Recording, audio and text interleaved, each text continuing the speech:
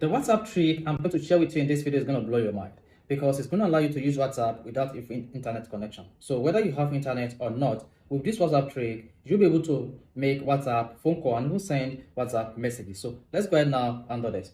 Now the first thing you want to do is you want to launch your WhatsApp. Then click on the three dots with top right and select settings. Scroll down until you get to storage and data. Then you want to scroll down, keep scrolling down and click on Proxy settings. Once you click on Proxy settings, click on this gray icon and turn it on to blue. You say only use a proxy if you're unavailable to connect to WhatsApp. Your IP may be visible to the proxy provider, which is not WhatsApp.